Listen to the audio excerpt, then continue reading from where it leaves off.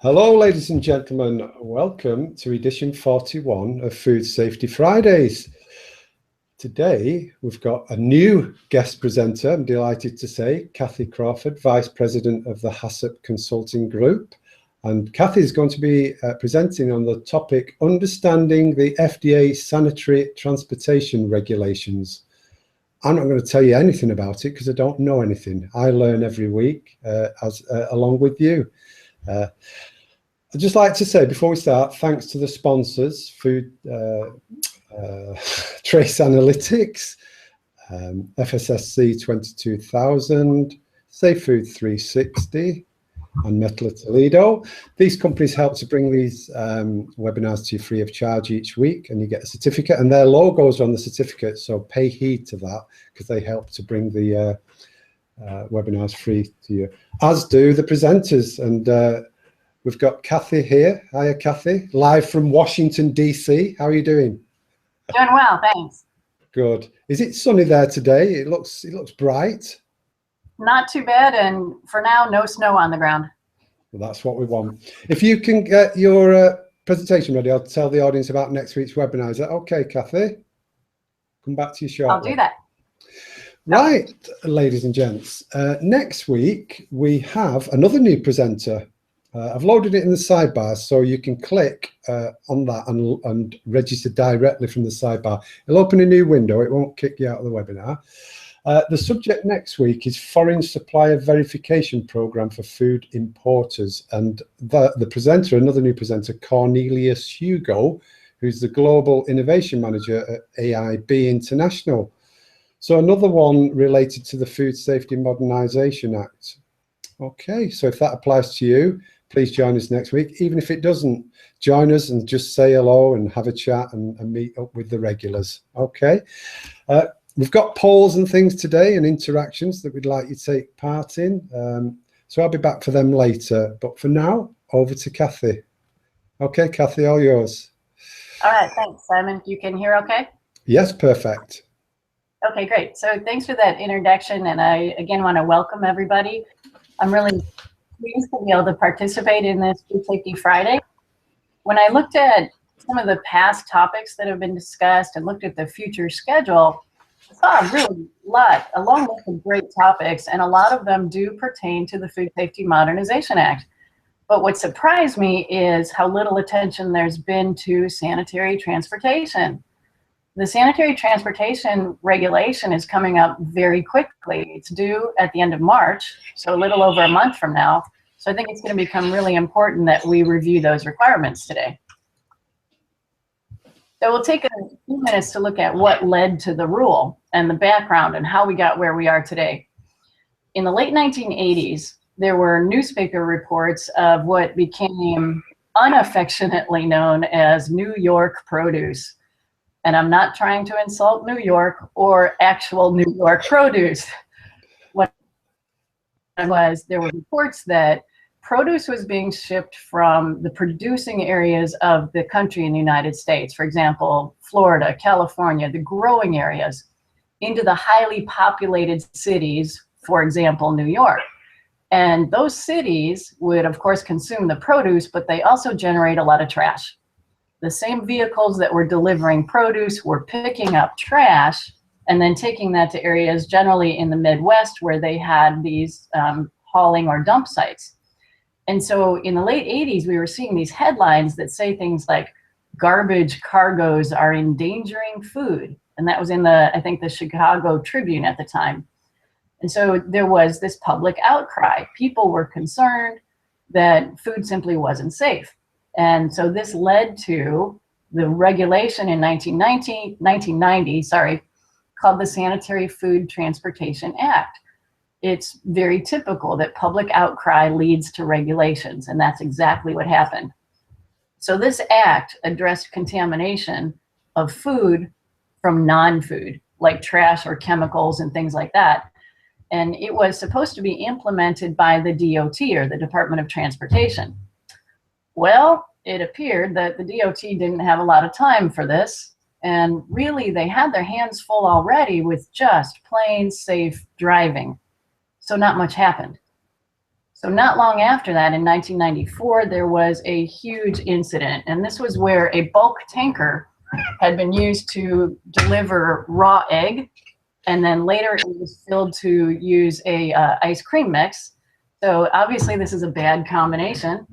There were mixed reports of the results of this incident. I read in one place that there were 3,000 people who were ill, and in another place it said there were 200,000 people who became ill. So there's a little bit of disagreement on the actual statistics, but it got a lot of public attention. And that's important because public attention and public outcry is what leads to regulations. So this time change took a little while, but in 2005, Congress moved the jurisdiction of transporting safe food out from under the Department of Transportation over to the FDA. And then the other thing they did was add to the rules that it includes food to food contamination, because previously it was only a concern about non-food contaminating food. So it made it a little bit more broad and it put it under the FDA. Not too long after that came what was called the 2007 Interstate Food Transport Project.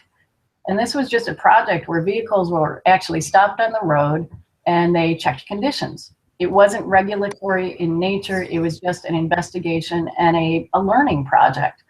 And what was learned from that project was we still had a lot of concerns. There were a lot of risks, a lot of insanitary conditions observed, and this led to the 2010 guidance that the FDA put out for sanitary transportation. So if we just kind of look briefly at the supply chain, and everyone has a slightly different version of what it looks like, whether you're dealing with animal products or plant products, there's various steps in the chain, and each major step has regulations and rules in place that apply to food safety. And typically this is going to be a HACCP plan or a food safety plan. But the problem is the lines in between each stage didn't have strong rules. We didn't have assurance that safety was going to be maintained in transit. And I think one of the reasons it's taken so long to arrive at regulations is because we're talking about the difference in the United States between intrastate transit and interstate transit, where in one case things are going to be managed by state law, and in another case it's going to be federal law. For Food Safety Modernization Act and this particular rule on sanitary transportation, the federal law is going to apply to both. So transportation within the state as well as between states. So it's truly going to strengthen the supply chain that we typically look at, including the lines in between each step.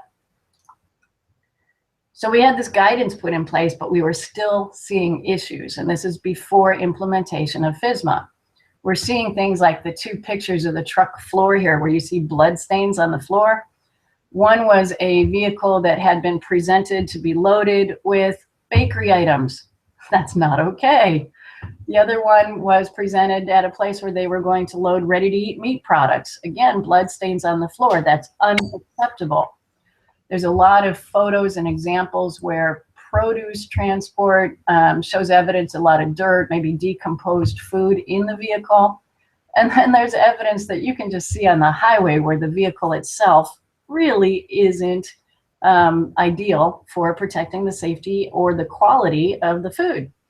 So we're still seeing issues, and we're starting to wonder, you know, do we really need this law? And that's where FSMA came from in terms of changing this 2010 guidance into a regulation. And so we have a little bit of a poll. I'm curious to find out if you are aware of a significant outbreak other than the one I mentioned in 1994 that was known to have been linked to insanitary transport.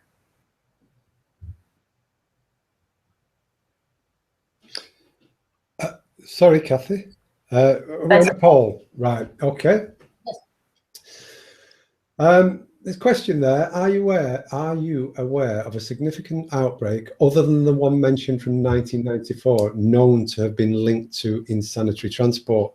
If you know that, can you type it in the sidebar? Let's see if there's any clever people or people with a memory. If you do, yeah, type no or not aware if you don't know. No. I don't know. I've got to hold my hands up. I don't know. Okay. We are seeing a lot of no's. Chemicals in the wine tanker, Maria? Okay. Is that no? No. Okay, The so consensus is not, unless it was to do with Skippy peanut butter. not necessarily transportation, but that's a good guess. Right. We'll have to bow to your superior knowledge, Kathy. I don't know that that's the case, but the poll is fascinating because when you read about why this law came into place, they claim or they state that it's because of illnesses and outbreaks, and yet none of us have heard of any. Just fascinating how this happens. The laws get created because of public outcry, not necessarily because of facts.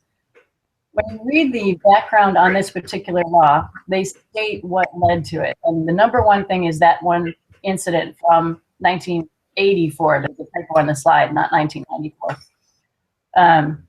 But the other things that they cite was a report about feed, a report from Michigan State that was a truck assessment project. There was a news report of a grand total of 200 pounds of food that was contaminated in Indiana.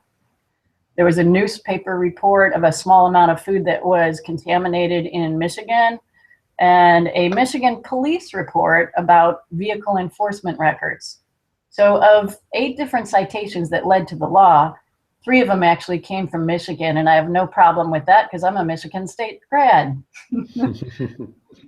So in a way, I applaud what's going on because it's proactive instead of reactive. But I think it's important to point out with pride that despite the shortcomings we might have in transportation and sanitary transportation issues, this is proactive and we're actually doing fairly well. And the goal is to ensure that we maintain safety over time.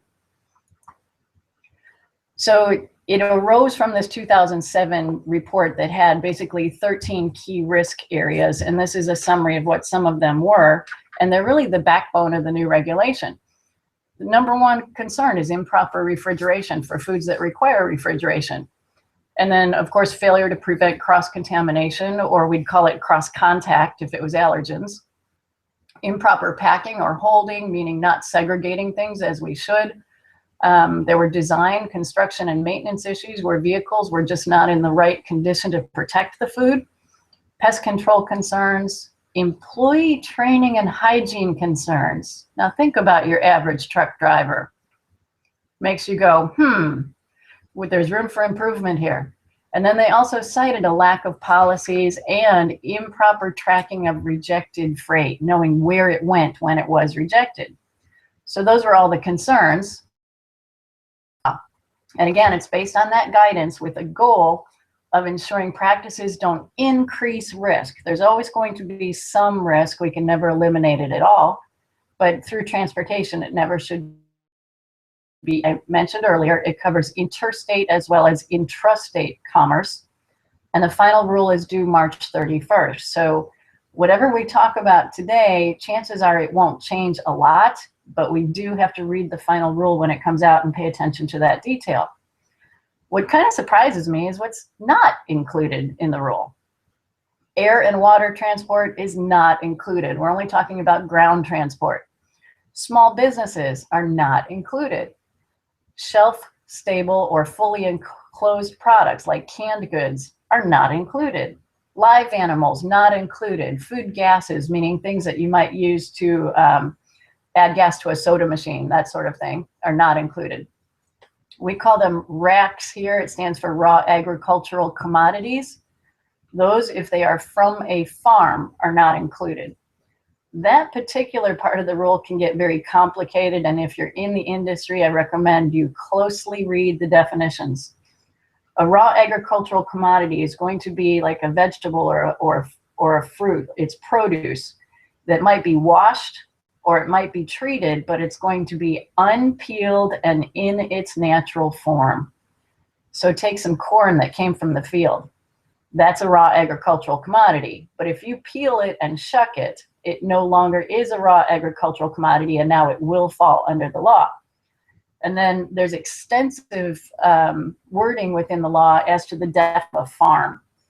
in certain circumstances, farms can, in a very limited way, do some processing. And I hesitate to use that word because it's very carefully defined, but those involved in what might be a farm need to read the definition of farm so that it's very clear whether or not you're under the rules of the Sanitary Transportation Act.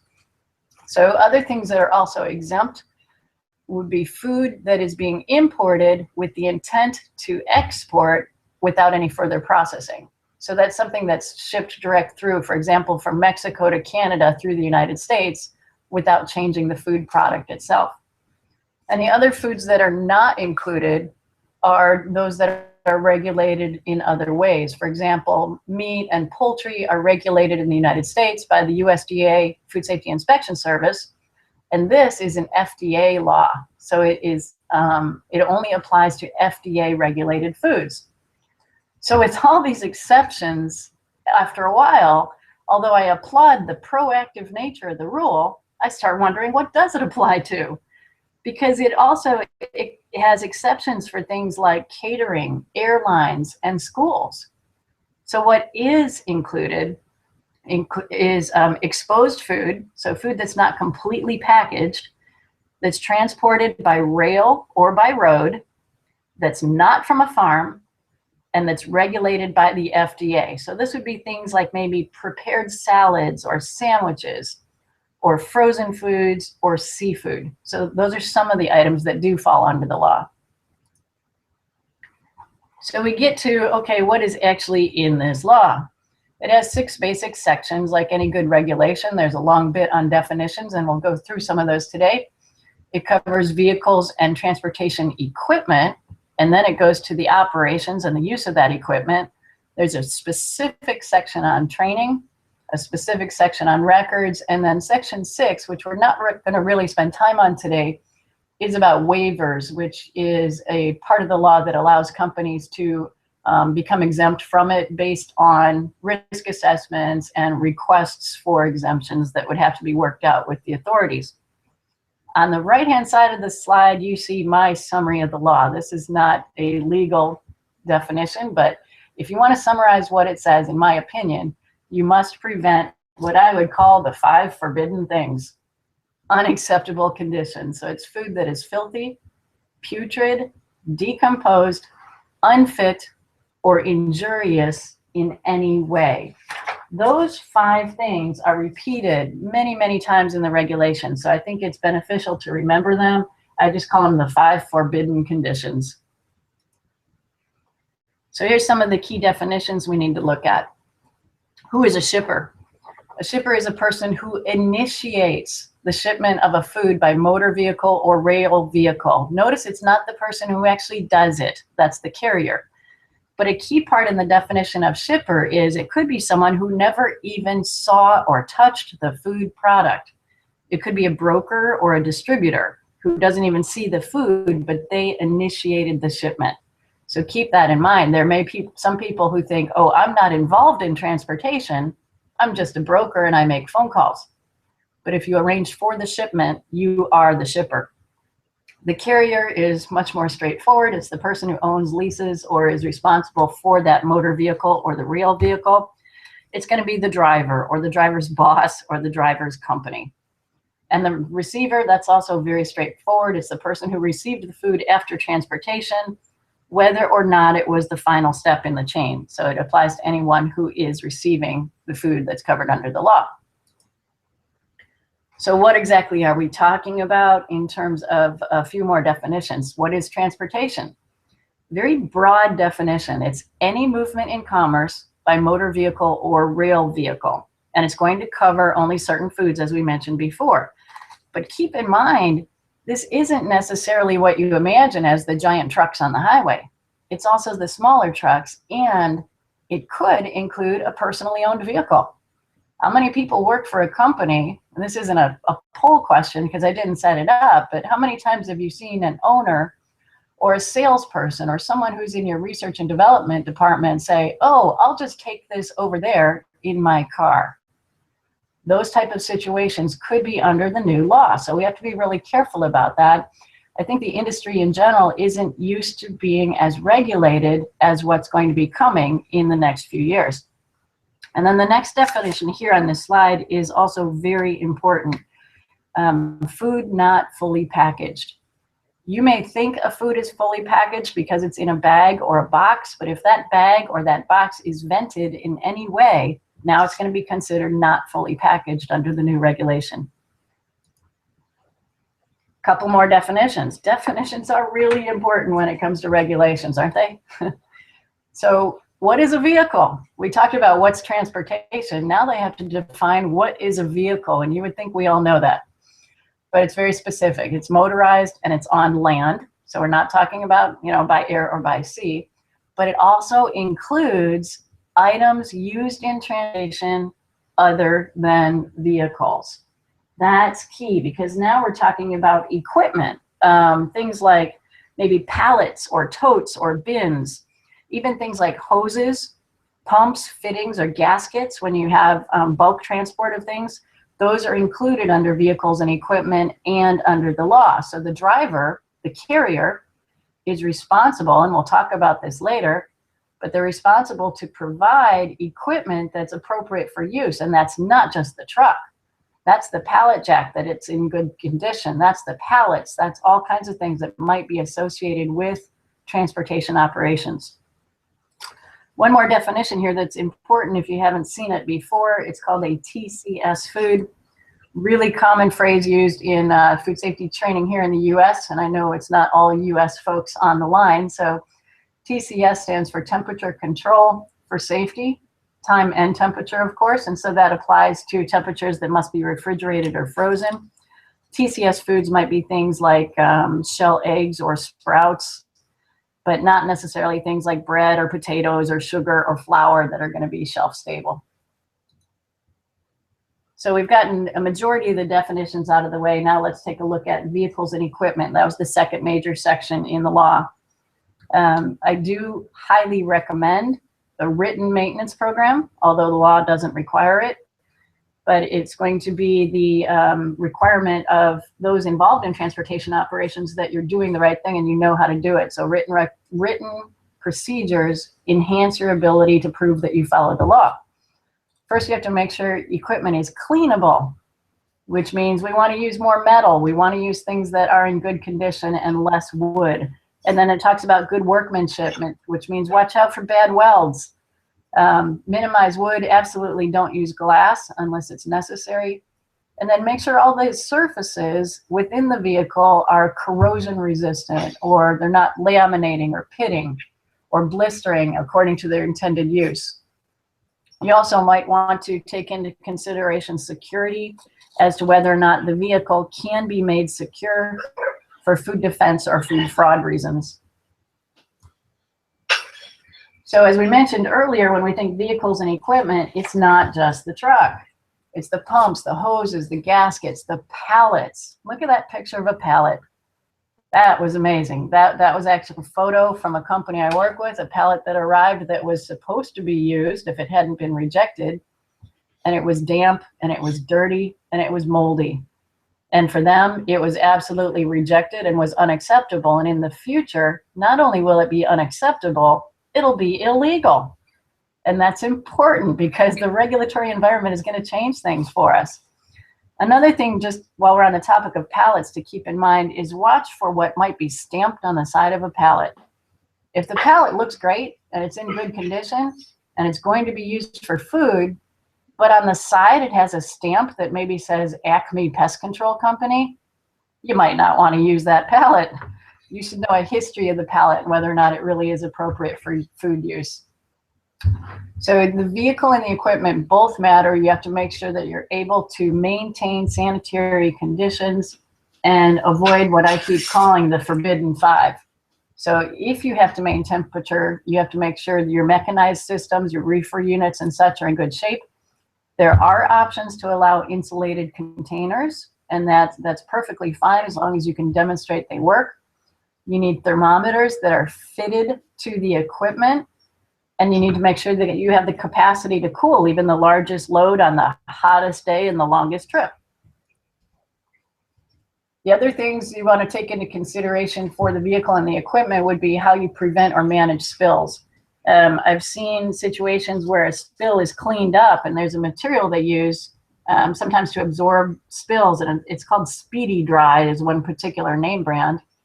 And it took care of the spill, but the driver forgot to sweep up and get rid of that spill managing agent. And so when he showed up at the next location, there's some white powder on the floor and the vehicle was rejected. So keep in mind when you take care of spills, you have to take care of them completely. Other things with vehicle and equipment design, of course, we need to prevent harborages for pests. And typically we think of larger pests and that they're not going to have a place to hide in a truck, but don't forget this includes small things like ants and other insects that also have to be controlled. And when you look at pest control, make sure the activities are both safe and legal. Most of our carriers or our truck drivers are not trained pest chemical applicators. And as sanitary transportation moves into a legal environment, we have to make sure that we're following the regulations, whether it's the FDA with sanitary transportation or the EPA in the United States that governs pesticides. So cover pest control and sanitation when looking at your equipment. So we've got the people in place with a few definitions. We've got the equipment in place. Now we're finally going to start doing something about actual sanitary transportation. Certain rules apply to everybody, namely preventing those forbidden 5 or those 5 unacceptable conditions. And if you forgot what they are, I'll remind you, we have to avoid filth, putrid food, decontamination of food, or food that is any way unfit or injurious. And those are the 5 conditions. More specifically, we have to prevent your classic contamination routes of raw to ready to eat, or from non-food to food. Or we have to prevent cross-contact between allergens, keeping in mind that in the United States right now there's only 8 allergens that must be declared, but of course in other countries there are more. And we have, of course, that key requirement to prevent the growth of microorganisms that might lead to pathogens or toxin formation.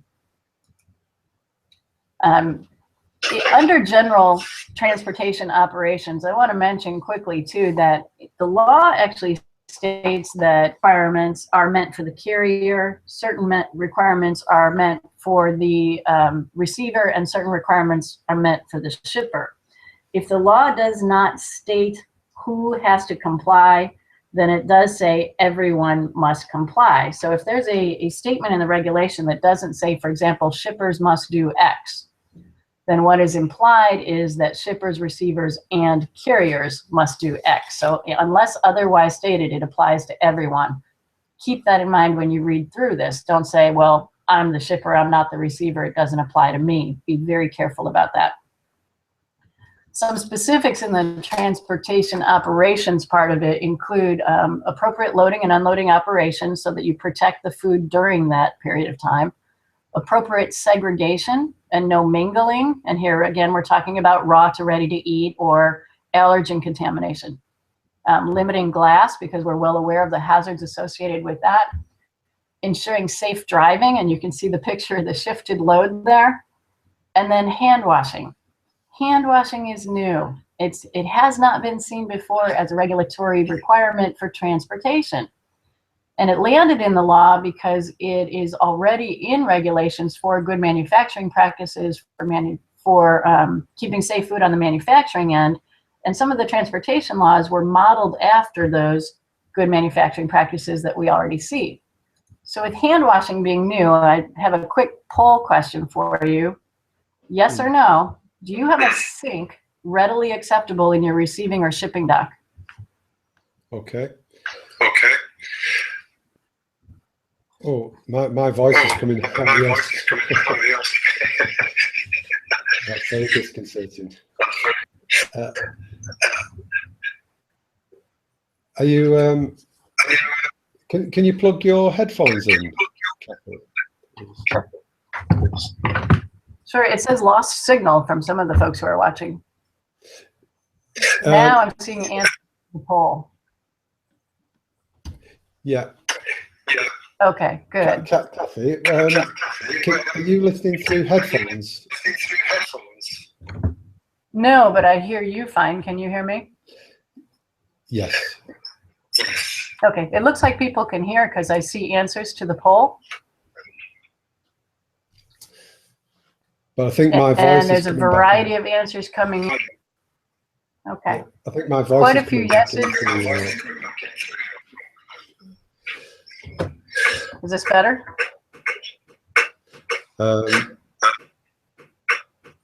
Okay.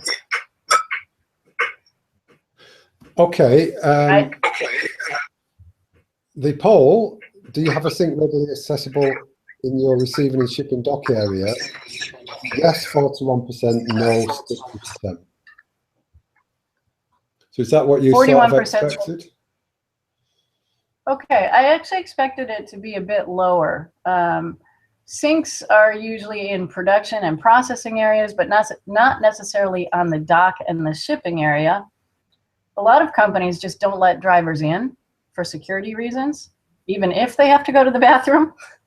But we're going to have to see a change in this area because the regulation says that sinks will have to be readily accessible so that carriers, we're talking about truck drivers, can wash their hands if they're going to handle the product that they're transporting. So if product is not fully packaged, then there's going to be a hand washing component added to the regulations that wasn't in place before. And for some, this is a bit of a challenge and something you have to think about ahead of time. You may have to make some structural changes or add some plumbing to ensure that's in place. Okay, so other requirements in transportation operations. The temperatures are going to have to be checked and maintained. So it's not just a question of saying, yes, I'll keep the product cold. It's proving that you kept the product cold. There's also going to be a requirement that we maintain security or defense. And it's often very easy with a full load. Most companies require seals, either metal or plastic with numbers on them that demonstrate that the product was safe in transit. The challenge comes when it's less than a full load. In that case, the recommendation and potential future requirement will be locks on trailers, even for less than full loads. I'll give you a bit of a story here on food defense. It's not that unusual for a trailer to come up to deliver to a food establishment, and the establishment requires seals. And so when they come, they break the seal and open it, and then you can unload the freight. Well, a trailer arrives at a food establishment and it had no seal. So the people at the receiving dock did the right thing. They rejected the trailer. That's what you're supposed to do. Well, it wasn't more than 20 minutes later, the trailer came back and it had a seal. So don't you know, that driver went somewhere and just applied a seal and came back. This is why there's a training component necessary to the Sanitary Transportation Law, because we need to teach people not only what to do, but why we have to do it and why it makes sense and what you need to watch for when there's concerns. Seals are important, but sometimes you also need to know the history of the seal and the history of the load. There's a component in the regulation also on inspection. Inspections are mandatory, and procedures on how you inspect are also going to have to be. So before I go further, I saw a quick question. Someone asked what LTL is. It stands for less than truckload. Full truckloads are relatively easy to handle from a security standpoint. A less than a full truckload means you've had multiple stops, which means it's harder to use those seals, and usually it's more practical to use a padlock. The last bullet on this slide is on incident management guidelines. And I want to be very clear, this is not in the regulation. This is my recommendation. It's our obligation to prevent those forbidden 5 conditions. If you think under normal operations, things are under control. If you don't give people guidelines on what to do in an emergency, or when something changes, when you have a vehicle breakdown, an accident, or an equipment breakdown, it will lead to problems. So I want to make sure I'm clear that last bullet is a recommendation and not a requirement. So we've got all these rules as to what definitions are, who's who, and what's going on with transportation operations. Let's talk about who does what. The shipper's responsibility is really to understand the freight. That's the number one thing, because they're asking it to be transported. It's their job to communicate whether or not that freight needs to be refrigerated, whether or not it needs to have specific humidity requirements, and whether or not it's what we would call a TCS food. It's the shipper's responsibility to know that and communicate it. It's also the shipper's responsibility to inspect the vehicle that was provided by the carrier. The shipper has to provide hand wash. And there's not going to be a specific rule that says how many feet away from the door the hand wash sink needs to be. It's readily accessible. And that's a judgment call. It's going to depend on how crowded your dock is and how far someone might have to walk from one place to another. But hand washing is supposed to be readily accessible. The other thing the shipper has to do is prevent temperature abuse. So you're getting ready to send product. You're going to stage it appropriately so that loading is quick and efficient and it doesn't, for example, warm up on a dock. And it's also the shipper's job to ensure sanitary material handling equipment. So now we're talking about things like forklifts and pallet jacks and making sure that those are clean as well. So the carrier, they have the next set of responsibilities, and they have, I think, the majority of responsibilities in the regulation. The carrier has to provide appropriate and capable equipment. Well, how do they know what's appropriate and capable? The key to this is communication. The shipper must provide specifications to the carrier. That's key to success in terms of compliance with this new regulation. The carrier also has to make sure that if it's a refrigerated shipment or a frozen shipment, that each compartment has a thermometer or a temperature recording device. The carrier is going to have to retain information and provide it regarding the last 3 shipments for that vehicle or container. And that comes directly from that issue we had with the ice cream that was in a container that previously had raw egg. We're going to have to communicate better what was in a container in the past. And then the carrier also has to conduct and provide cleaning procedures for basic sanitation as well as allergens and share details of those procedures if requested or required by the shipper or the receiver. It's the carrier's job to pre-cool the equipment if it needs to be temperature controlled and to set it to the coldest requirement. And again, this is not a requirement that's written in the law. It's a requirement that's specified by the shipper. It's the carrier's job to make sure that the temperatures are maintained and achieved as required. So you can't just tell the driver to check the reading on a digital unit because digital units can fail. You have to make sure that you can prove almost without a doubt that actual temperatures were maintained and demonstrated as stable. And so you can see there's that whole range of temperatures pertaining to food and other products. How do you know what temperature it needs to be? It goes right back again to the fact that you need very clear specifications from the shipper. The carrier's job is to load things appropriately, and you can see a couple pictures there of pallets. The one on the upper right is really well wrapped, and the one on the lower corner is not wrapped quite as well. In my opinion, the one on the upper right is not a good idea because you can see what they've done is they've wrapped all the way down to the bottom, which means it's going to inhibit airflow.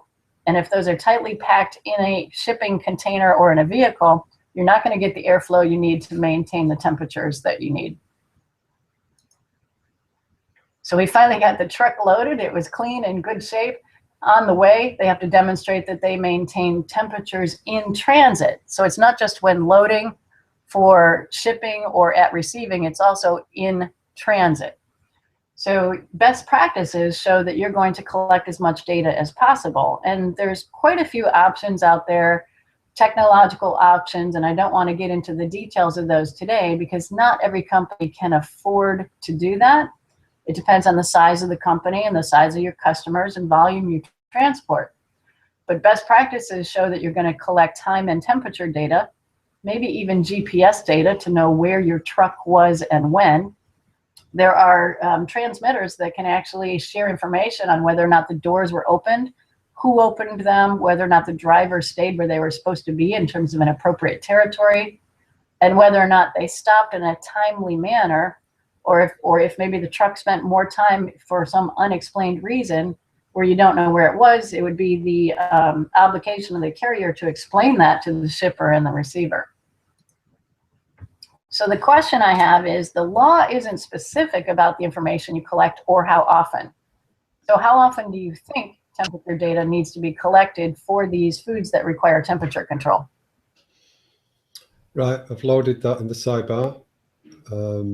How often do you think temperature data needs to be collected for TCS foods? Just remind us what TCS is again, Kathy. It's a food that requires time and temperature control for safety. Okay. It's things like seafood. So we have about 45% every 2 hours, just 24% every 5 minutes, and 30% at each stop. So quite a decent spread, really. Yeah. 50%. Okay, and that's, go ahead. Yeah, no, go ahead, Kathy. Okay, it's exactly what I expected, because there isn't a rule. It has to be based on risk, and the shipper is going to define what the carrier must do. So many companies will randomly select how often temperatures need to be checked. Some will say at each stop, some will say every 5 minutes, every 2 hours. These decisions will have to be made, and they'll have to be demonstrated that they're based on science or based on risk, not just on what equipment you happen to have or how much time you have to stop and take a temperature. It's a lot like the steps you take in the development of a HACCP plan. The decisions you make have to be supported by science and based on risk. And that's the direction we're headed with this regulation. So with all these things that we have to do, we still have to think about the last person in the chain, and that's the receiver. The receiver has to provide hand washing access, so it's those same docks similar to shipping. Hand washing access should be reasonable. They have to prevent temperature abuse upon receipt, and they are supposed to collect and review documentation from the carrier. So with all this going on, you kind of have to wonder, who's going to be responsible for all this? Is it the individual employee? Is it the company? Is it the HACCP plan manager maybe, or the food safety plan manager? Well, what the regulation says at this point, and keep in mind again, it's not final until the end of March, but the person who ensures all of this is competent supervisory personnel, and there are added requirements that those involved in transportation operations are going to identify requirements and establish accountability by individuals. And I really emphasize that. You can hear it in my voice how each word is important. The transportation operation is going to identify requirements. That means they define them. The law doesn't do it. And the transportation operations will establish accountability by individuals. And I pause here to just talk about the importance of that. In the United States, there has been a move very clearly to hold individuals and not just companies involved when something goes wrong. There was a memo that came out from the Department of Justice back in September of 2015 that said individuals are to be held responsible when corporate wrongdoing is being investigated or when corporate wrongdoing is a concern. And I'm not saying this because I want to scare people. I'm saying it because I want to emphasize the importance of training so that everyone understands they play a role, and ultimately we all are responsible for food safety. So we've talked about the equipment, some definitions, various roles within the regulation, and then finally it's fairly clear that specific written procedures are required. The carrier has to have up to 3 written procedures, one that explains how they communicate, one that explains how they clean, sanitize, and inspect, and one that explains how they are going to ensure safety if they choose not to declare what the last 3 loads were for that.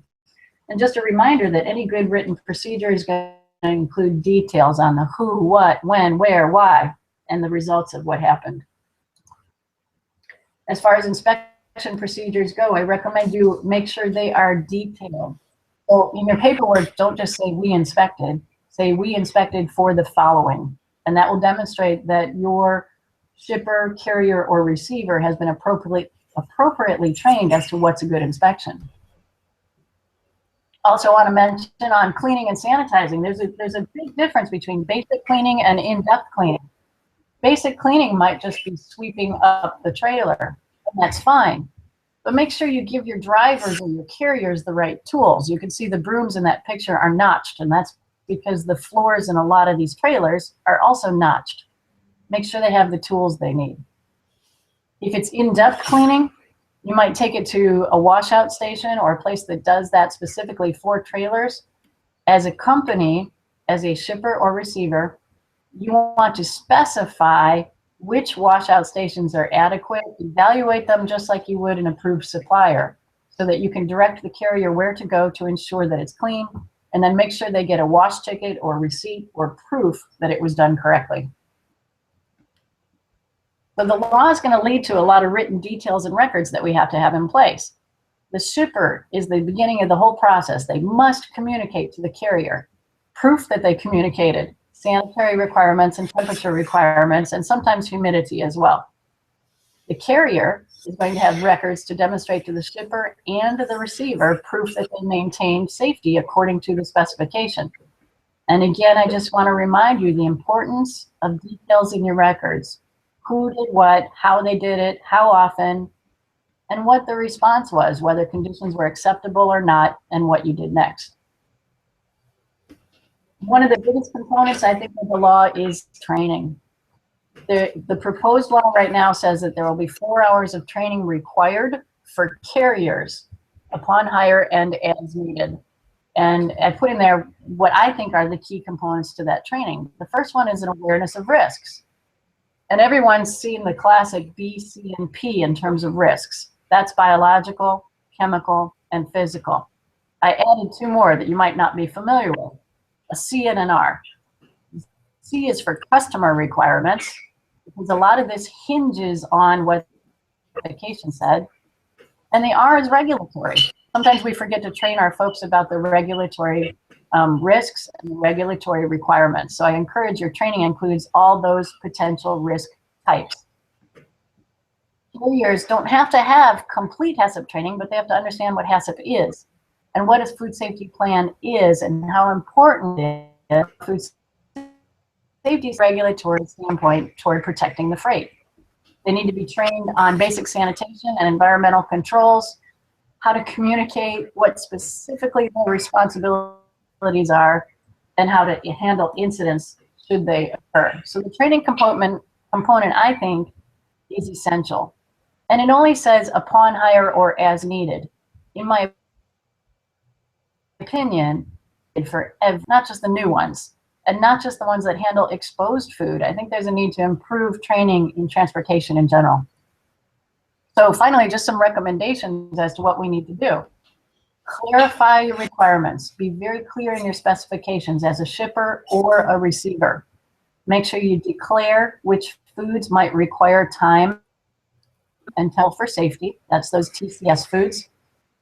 State the expectations you have for transportation, and then get agreement in writing.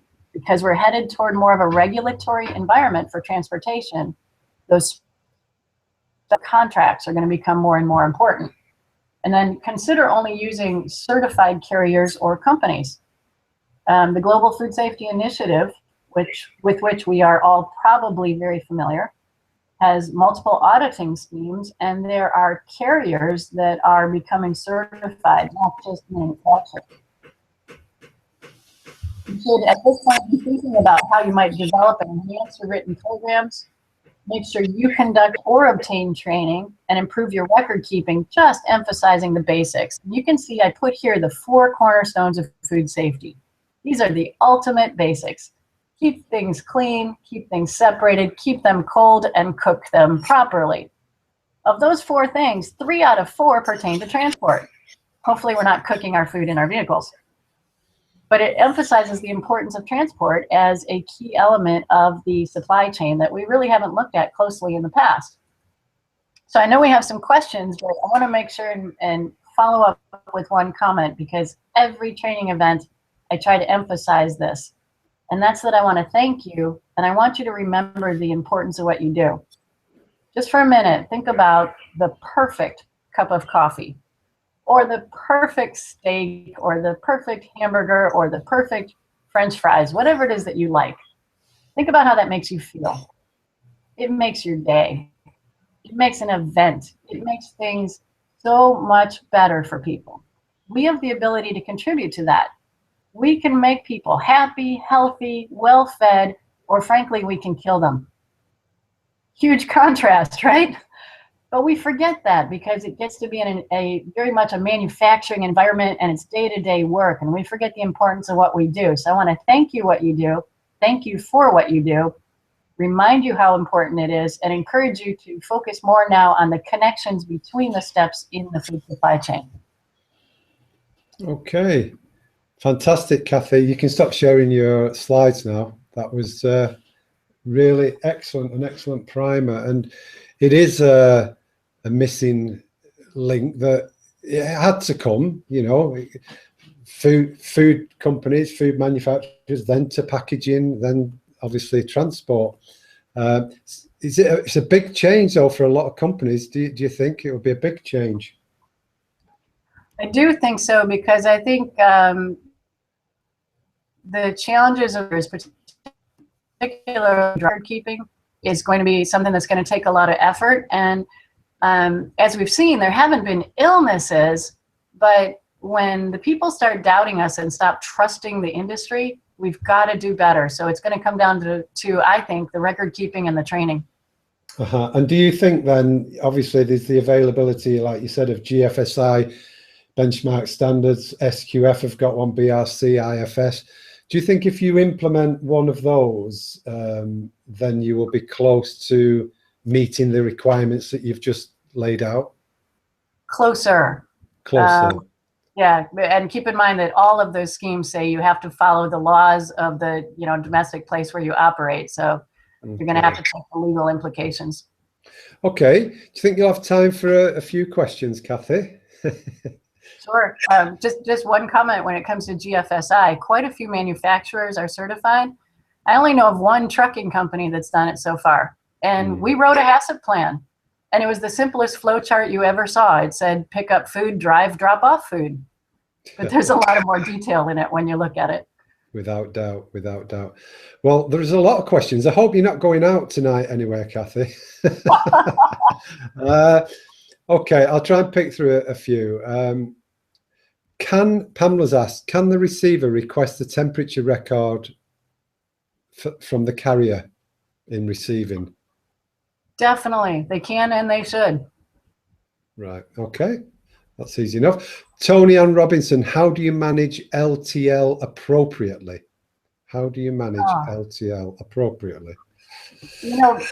Right now everyone struggles with that because it's not easy to use seals or multiple seals. And I think we're at a stage where we just have to use baby steps. First thing for LTLs, let's at least start using padlocks, if not seals. Okay, good advice. Lena is asking, what about e-commerce companies? When product is shipped to customers, is there anything in FSMA referring to this? Yeah, that's a great question. As far as I understand, that does not apply. If it goes from a factory environment directly to a consumer, okay, or if I think like that. Okay. Simeon, in the meat industry, transportation of vacuumed meat pieces are enclosed in a carton pack. Is this allowed concerning the fact that some vacuums are not appropriately sealed? Well, that sounds well, they should be, shouldn't they? The root cause is not the transport, is it? It's the sealing of the meat. Right. Keep in mind that this law is FDA, so in the United States, it does not apply to meat and poultry because they're regulated by FSIS, or the Food Safety Inspection Service. Okay. Brent's asking, will there be required documentation to show when crossing state borders? No, I do not think so. Okay. For bulk liquid shipments, how do we ensure sanitizing of the vessel? We find our trailer liners cannot have a wash at high enough temperatures to be classified as sanitizing. This is a case where you're going to have to look at the specification from the shipper and the receiver as to how clean is clean and what their requirements are. If you're transporting the same food type repeatedly, you can get this in writing that, for example, there's not an allergen concern. And then between the shipper, the carrier, and the receiving, you need agreed specifications. The law is not going to tell you what to do. You have to avoid the forbidden five.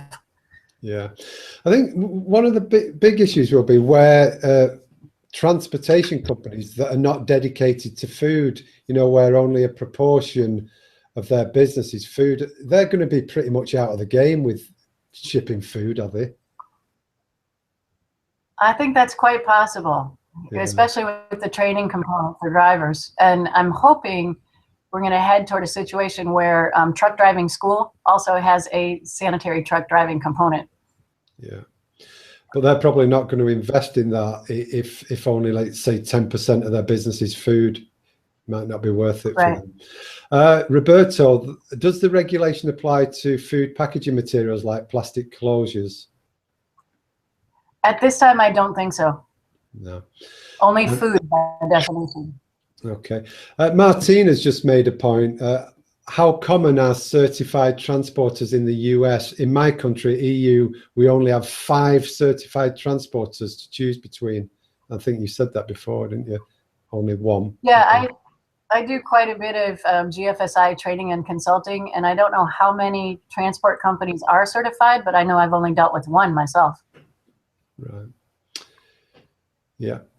So transport companies that do go down that route quickly, drive down that road quickly, then they could have some good business.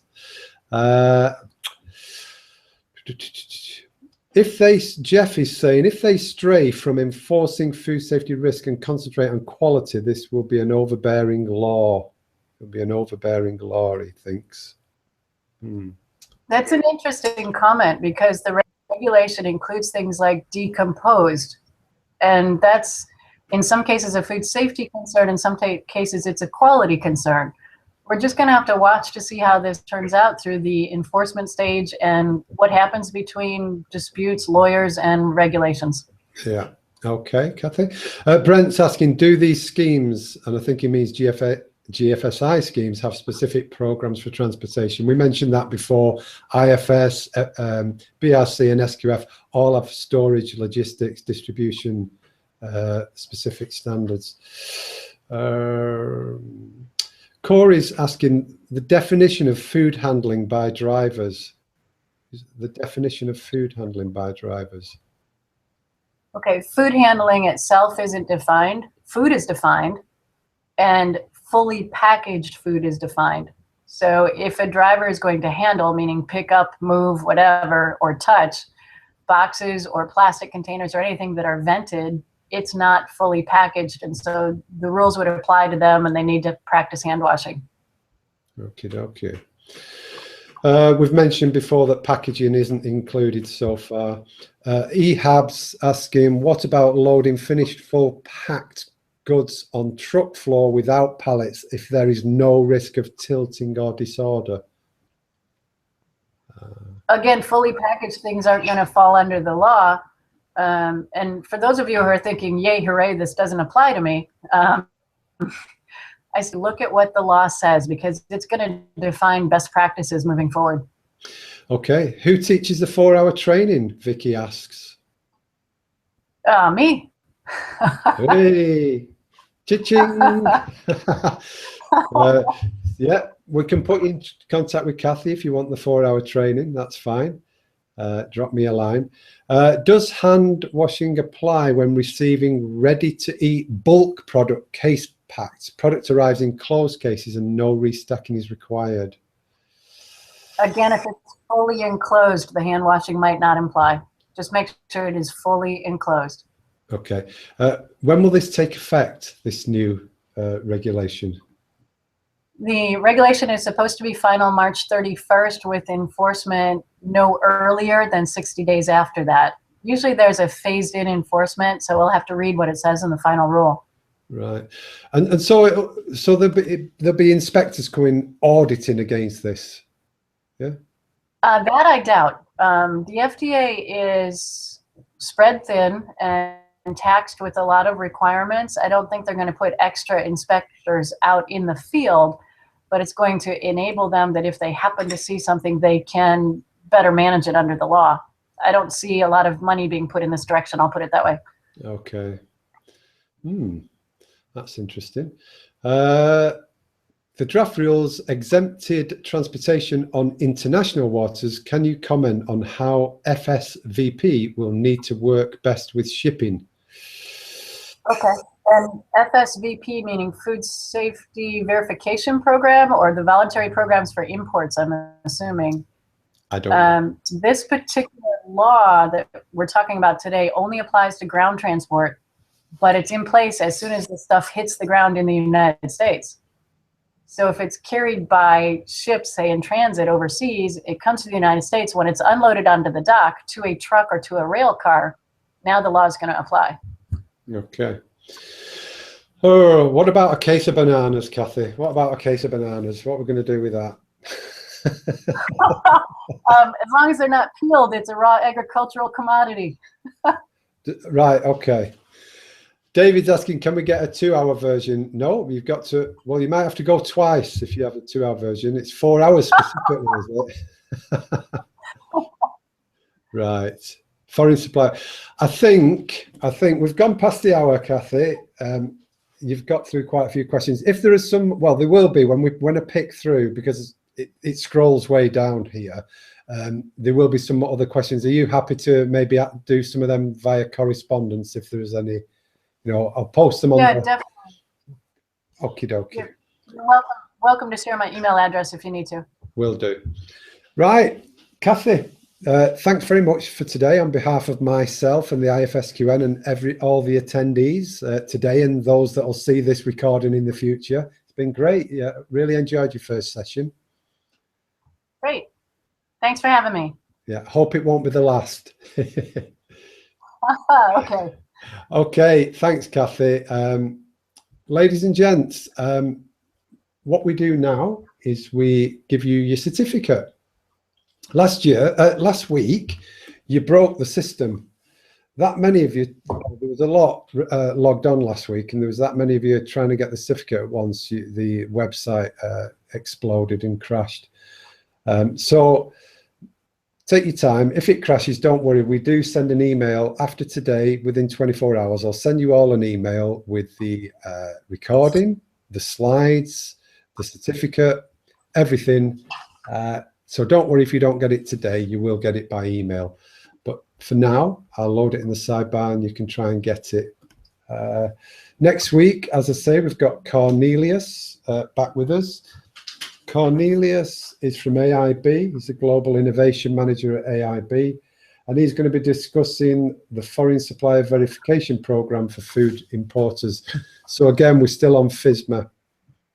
Whether these laws relate to you, these regulations or not, I'm sure you'll agree today's presentation by Kathy is great for anybody in the food chain, whether food, packaging, storage, logistics, transport, whether the regulation applies or not. So thanks for your attendance today. It's been a great session. Please register for next. I look forward to seeing you.